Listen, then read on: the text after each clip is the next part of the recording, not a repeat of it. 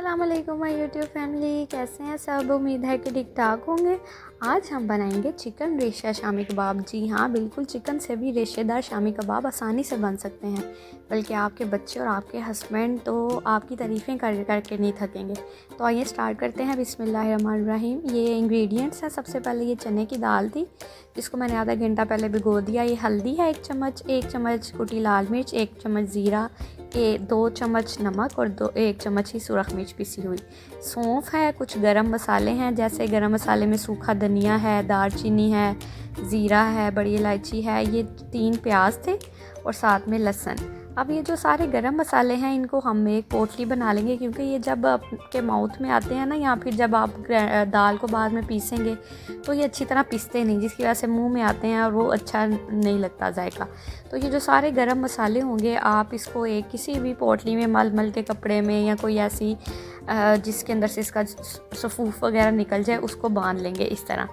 अब चने की दाल जो हमने भिगोई हुई थी, इसको डालेंगे हम प्रेशर के अंदर।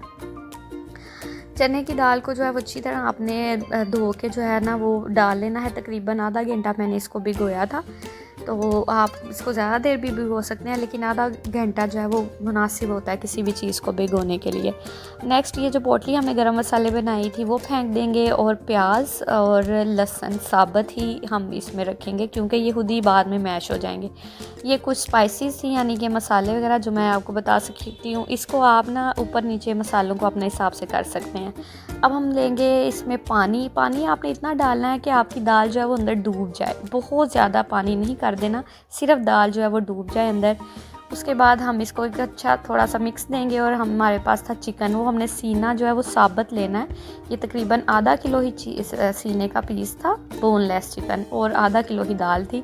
अब इसको हम प्रेशर लगा देंगे तकरीबन आधा घंटा, यानी 20 से 25 मिनट। 20 से 25 मिनट बाद देखें इसकी शक्ल जो है ना वो कुछ इस तरह की होगी आपके दाल की। यहाँ पे दाल बिल्कुल गल चुकी है। अब 20 से 25 मिनट लगाने का ये मकसद है कि आपकी दाल इतनी गल जाएगी कि आप इसको जो है ना वो देखिएगा, इसको किसी चीज़ से मैश करने की ज़रूरत ही नहीं पड़ेगी, खुद ही मैश होती जाएगी। ये देखिए, सबसे पहले तो हमने चिकन जो है इसमें से सीना पूरे का पूरा उठा के अलग कर लेना है, और वो जो पोटली थी ये देखें, इसमें से सारा जूस वगैरह निकाल के वो भी अलग कर लेनी है। अब ये दाल इतनी नरम होगी कि आप देखिए, इसको चम्मच के साथ ही मैं कर रही हूँ। इसको आप चम्मच के साथ, यानी आपको ना चॉपर की ज़रूरत पड़ेगी, ना कोई इसको अलग से आपने उसमें डालना है पीसने वाले में, और उसको पीसना है टक टक टक, इतनी देर अब नहीं लगेगी। ये सिर्फ 10 मिनट में मेरी दाल हो गई थी। ये देखें, आप जैसे जैसे आप चम्मच हिलाते जाएंगे वो देखें खुद ही मैश होती जाएगी। ये इस तरह क्यों मैश हो रही है? क्योंकि हमने पानी थोड़ा ज़्यादा डाला था, यानी कि दाल को बिल्कुल भिगो दिया था, आपने डिप कर दिया था पानी के अंदर, और उसके बाद इसको आपने वेट भी ज़्यादा देर लगाना है, यानी ये 20 से 25 मिनट। ध्यान रखिएगा कि आपका पानी जो है वो ड्राई ना हो। अब देखिए, हमारी सिर्फ जो 1-2 कनी रह गई थी, वो मैं सिर्फ इस स्टिक के साथ इसको हवन दस्ते का जो डंडा होता है, या स्टिक आप इसको कह लें, सिर्फ उसके साथ मैं थोड़ा सा मैश कर रही हूँ, ताकि जो हमारी ज़रा सी भी कसर रह गई थी, यानी थोड़ी बहुत जो हमारी दाल की रह गई थी, वो भी इसके साथ बिल्कुल ख़त्म हो जाएगी। इसमें आप बिल्कुल नहीं थकेंगे, यकीन करिए, इतनी आसानी से ये सॉफ्ट होगी। इस तरह हमने जो चिकन हमने अलग किया था, उसको आप कांटों की मदद से श्रेड कर लें, हाथ की मदद से कर लें, it's totally up to you, जैसे मर्ज़ी आप इसको जो है वो श्रेड कर दें। इस तरह देखें, मैंने इसको कांटे की मदद से अच्छी तरह से श्रेड कर दिया। अब मैं इसको जो है वो बाद में डालूँगी दाल के अंदर। श्रेड करके हम इसको डालेंगे दाल के अंदर। अब ये देखें, ये धनिया था और 3 हरी मिर्चें मैंने ली थी। अब श्रेडेड चिकन भी आपने इसके अंदर जो है वो डाल देना है, और उसके बाद हम डालेंगे काली मिर्च। काली मिर्च हमने शुरू में इसलिए नहीं डाली थी क्योंकि उसका टेस्ट एंड पे ही सही आता है, वरना आपकी दाल काली हो जाएगी और कड़वा कड़वा टेस्ट आएगा। ये कसूरी मेथी थी, 1 चम्मच हमने कसूरी मेथी ली, वो मैंने डाल दी सिर्फ टेस्ट डेवलप करने के लिए। आप स्किप भी कर सकते हैं। ये गरम मसाला था, 1 बड़ा चम्मच आपने लेना है, क्योंकि मेरा चम्मच छोटा था इसलिए मैंने डाला। गरम मसाले में मैंने सिर्फ जो है वो सूखा धनिया और ज़ीरा लिया था, सिर्फ उसको ही मैंने मैश करके इसके अंदर डाला।